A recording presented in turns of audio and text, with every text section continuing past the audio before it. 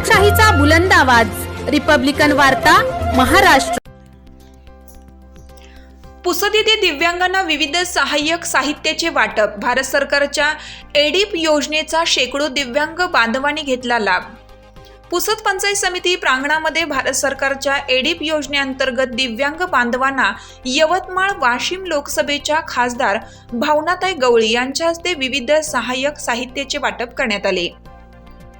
सविस्तर वृत्त असे की दिव्यांग बांधवांना दैनंदिन जीवनामध्ये आपले अवयव नसल्याने अनंत अडचणींना तोंड द्यावं लागतं, परंतु भारत सरकारच्या वतीनं एडीप योजनेअंतर्गत अपंग व्यक्तींना सहाय्यक उपकरणे, त्यात प्रामुख्याने crutch, walker, tricycle, electric tricycle, wheelchair, कृत्रिम हातपाय, कॅलिपर, रोलेटर, सेंडर्ड, स्मार्टकेन्स, श्रवण यंत्र इत्यादी टिकाऊ आणि शास्त्रोक्त पद्धतीने तयार केलेली आधुनिक सहाय्यक उपकरणे या योजनेअंतर्गत वाटप करण्यात येतात।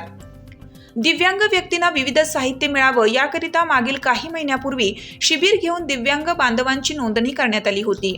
नोंदणी झालेल्या सर्व दिव्यांग बांधवांना यवतमाळ वाशिम जिल्ह्यात 6 कोटी रुपये किमतीचे साहित्य वाटप दिनांक 26 जानेवारी 2024 रोजी खासदार भावनाताई गवळी यांच्या हस्ते पुसद येथे करण्यात आले। दिव्यांग बांधवांना एवढ्या मोठ्या प्रमाणात साहित्य वाटप केल्यानं माझ्या कामाचे चीज झाल्याचे मला आनंद होत आहे।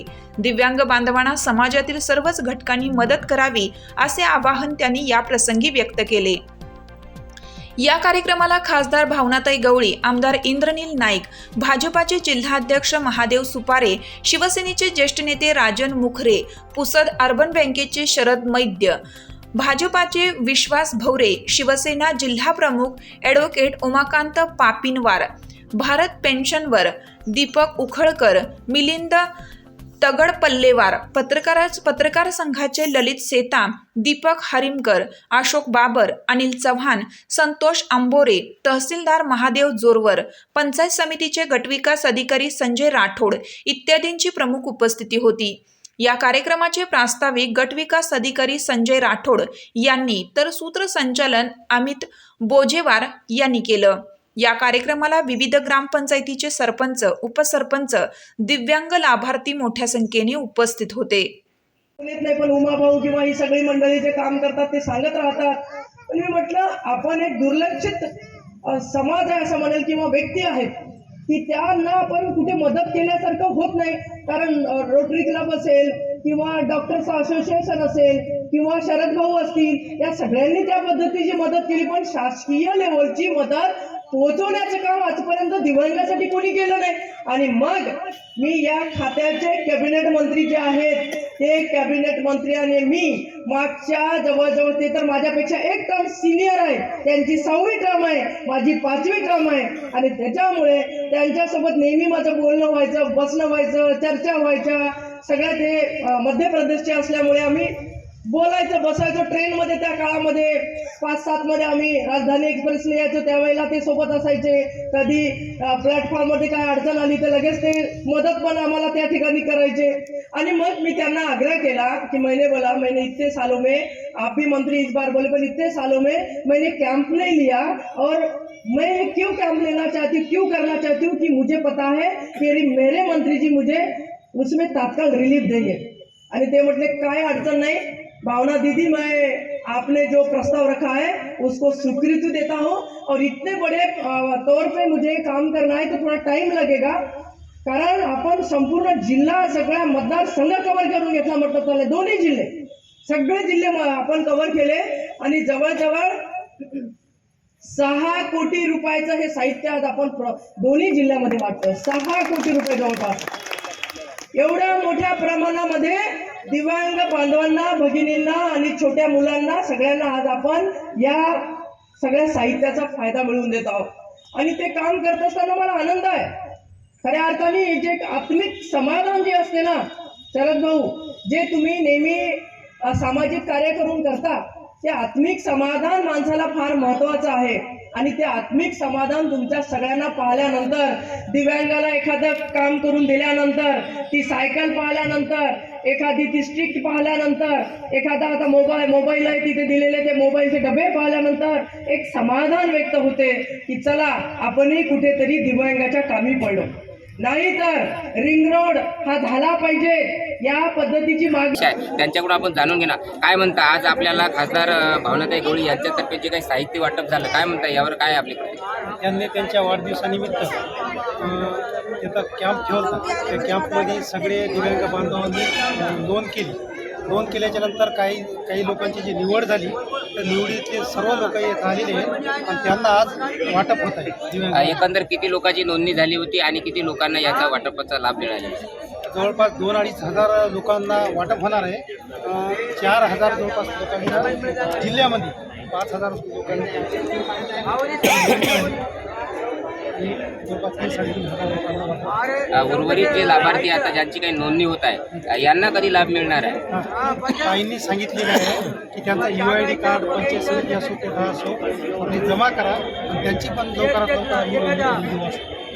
हे लाभार्थ्यांचे जे काही सायकल आहेत जे झालेलं आहे त्यांना याचं ट्रेनिंग म्हणजे हे जे सायकल आता दिल्यानंतर ते चालू शकतात का किंवा यांना आपण कशा प्रकारची हे करणार? नाही, त्यांना जवळपास 8-10 दिवस लागतील हे चालवण्यासाठी आणि 8-10 दिवसाच्या नंतर ऑटोमॅटिक चालू शकतात. महाराष्ट्र शासनाचे जे मंत्री दर्जाचं जे मंत्रालय आहे बच्चूभाऊ कडू आहे यांच्याकडून सुद्धा अशा प्रकारचं मंत्रालयातून काही साहित्य मिळणार आहे का किंवा याबाबतची काही माहिती आहे? नाही, बच्चूभावांनी या महाराष्ट्रासाठी फार चांगला कॅम्प हे केलेला आहे आणि देशातील पहिलं स्वातंत्र्य मंत्रालय त्यांनी एकनाथ शिंदे साहेबांकडून मंजूर केलं. त्यांची काही अशी शिबिरे किंवा त्यांचा काही मेळावा आहे का अशा प्रकारची काही माहिती आपल्याला? प्रत्येक जिल्ह्यामध्ये त्यांनी शासन दिव्यांगाच्या दारी हा कार्यक्रम या ठिकाणी आणि या कार्यक्रमामध्ये या कार्यक्रमाकरिता आलेल्या सर्व मान्यवरांचं मी मनापासून या ठिकाणी जिल्हा परिषद यवतमाळ व पंचायत समिती पुसद तर्फे सहर्ष स्वागत करतो आणि आभार पण. प्रतिक्रिया द्या.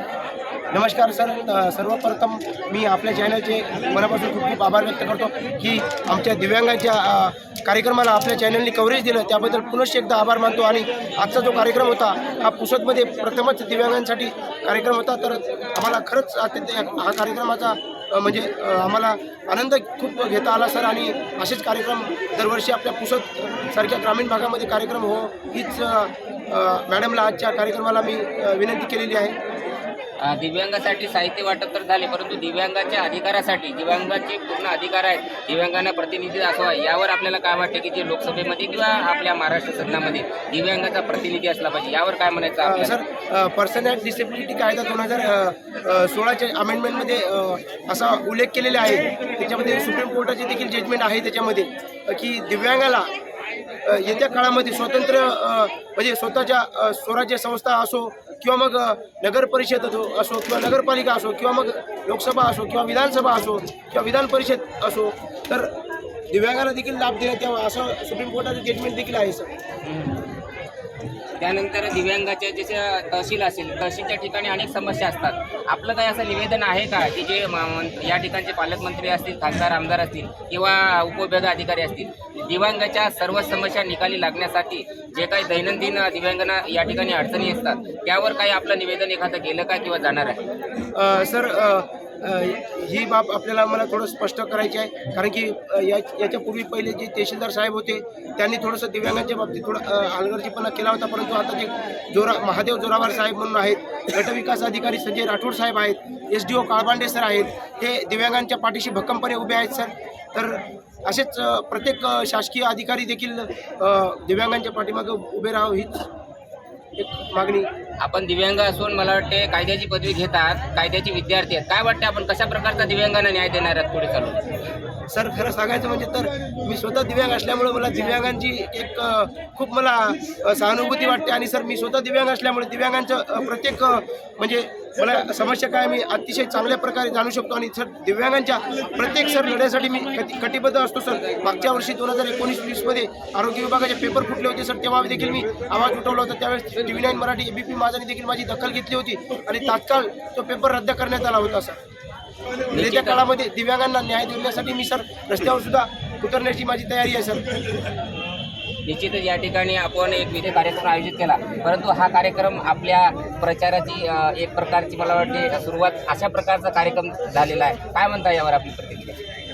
सर्वप्रथम तर मी हे सांगू इच्छिन की माझ्या वाढदिवसानिमित्ताने हा कॅम्प आपण 6 महिन्यापूर्वी घेतला होता आणि त्याचं साहित्य येण्यासाठी हा जो वेळ लागला त्याच्यामुळे आपण कार्यक्रम लवकर घेऊ शकलो नाही. आज रोजी जिल्हाभरातल्या आणि वाशिम आणि यवतमाळच्या दोन्ही जिल्ह्यामधल्या दिव्यांग बांधवांना, भगिनींना, मुलांना छोट्या साहित्य आपलं आलेलं आहे. जवळजवळ 6 कोटी रुपयाची साहित्य, मग त्याच्यामध्ये मोबाईल असेल, त्याच्यामध्ये सर्वयंत्र असेल, त्याच्यामध्ये ट्रायसिकल असेल, त्याच्यामध्ये जे काही साहित्य दिव्यांगाला लागतं ते सगळं साहित्य अत्यंत उत्कृष्ट दर्जाचं या ठिकाणी केंद्र सरकारने प्रोव्हाइड केलेलं आहे. आणि म्हणून हे साहित्य वाटपाचा हा कार्यक्रम आहे. तो वाटपाचा कार्यक्रम मला घ्यायचाच होता, तो आज रोजी झाला. आणि हे काही लपून नाहीच आहे, कारण लोकसभेच्या डेट आता लवकरच आचारसंहिताच्या सुद्धा लागतील आणि त्याच्यामुळे निवडणूक तर ही येणारच आहे. त्याच्यामुळे काही लपून छपून काही असा विषयच नाही. राजकारण काही लपून होतही नसतं. 3 इंजिनचं सरकार असताना आपले जे काही सहकारी आहे, युती सरकारचे जे काही सहभागी आहे, राष्ट्रवादी असेल, भाजपा असतील, आपल्या सभेला आलेत परंतु ते तात्काळ निघून गेले. त्यांनी तुम्हाला साथ सोडायची का सोबत राहायचं, म्हणजे त्यांनी पूर्ण वेळ राहायला पाहिजे होतं आपल्या कार्यक्रमामध्ये? काय वाटते आपल्याला? नाही, पूर्ण वेळ राहण्याचा विषय नाही. हे सगळेजण पूर्ण वेळ सगळेच आहेत. त्यांचे पदाधिकारी इकडे आहेत, आमदार साहेब पण इथे येऊन गेलेले आहेत. त्यांचा उद्या वाढदिवस आहे. त्या वाढदिवसाची पूर्ण नियोजनाची काहीतरी मीटिंग त्यांनी लावलेली आहे.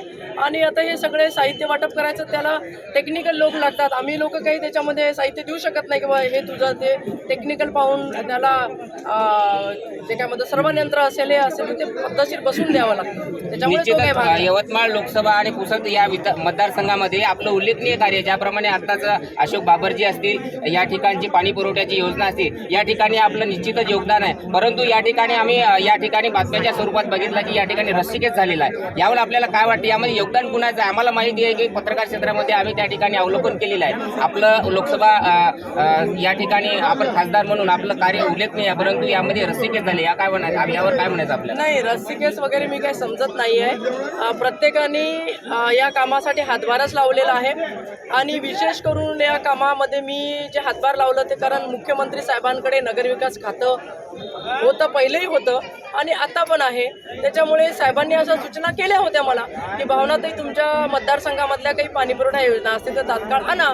त्यासाठी उमाभाऊ पण पपिनवार जे आमचे जिल्हा प्रमुख आहेत त्यांनी पण काम केलं, इंद्रनील साहेबांनी पण काम केलं, ते आमदारच आहेत. आणि आपले निलय भाऊ आहेत, त्यांनी सुद्धा पत्रव्यवहार केला. त्याच्यामुळे काही रस्सीखेच नाही आहे. शेवटी काम होण्याला महत्त्व आहे असं मी म्हणते. आणि एवढी मोठी योजना आज मंजूर झाली आणि आपल्या पुसदकरांना त्या पाण्याचा उद्या लाभ मिळणार आहे. त्याच्यामुळे आम्ही सगळे मिळून काम करतो. या ठिकाणी एक आपल्या पंचायत समिती अंतर्गत आपलं जे केंद्र सरकार आहे, प्रधानमंत्री आवास योजना आहे, या पुसद पंचायत समिती अंतर्गत मध्ये जे काही भोगवटाधारक आहे त्यांच्या नावावरती जमीन नाही, ते मालकी हक्काची नाही, परंतु त्यापासून ती आपली योजना आहे ते लाभार्थ्यांना मिळू शकत नाही. आपण केंद्र शासनाचा आपण खासदार म्हणून या लाभार्थ्यांना त्यांना स्वतःचं घरकुल मिळावं यासाठी आपल्याकडून काय उपाययोजना होणार आहे?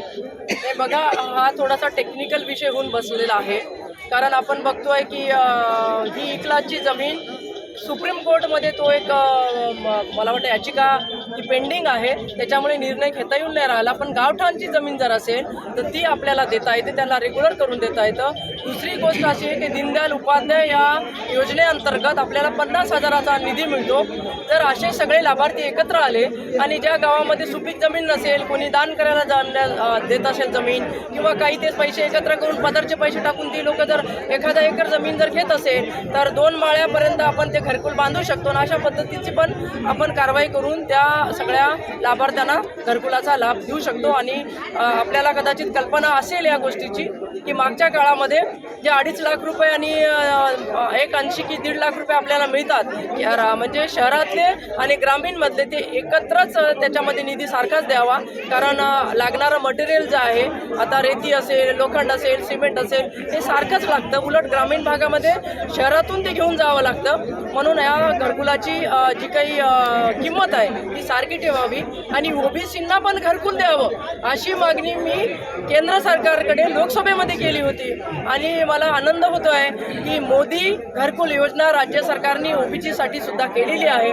त्याच्यामुळे भविष्यामध्ये कुठलाही गरीब व्यक्ती मोदीजींच्या नेतृत्वामध्ये असू दे किंवा एकनाथजी शिंदे साहेबांच्या नेतृत्वामध्ये, देवेंद्रजींच्या नेतृत्वामध्ये, दादांच्या, या सगळ्यांच्या नेतृत्वामध्ये अत्यंत चांगले कामं या ठिकाणी आम्ही करू, निर्णय घेऊ. शेतकऱ्यांचा विषय असेल, शेतकऱ्यांसाठी पण चांगले निर्णय आम्ही भविष्यामध्ये घेणारच आहोत, घेतलेले आहेत.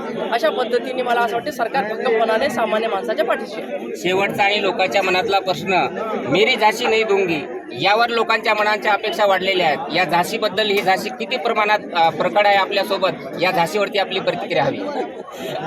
मेरी झाशी नाही दूंगी. तर माझा म्हणण्याचा तात्पर्य हे होता की बा माझ्या सगळ्या आमदार लोकांना त्यांच्या सीट आहे, ही सीट तर माझी आहे.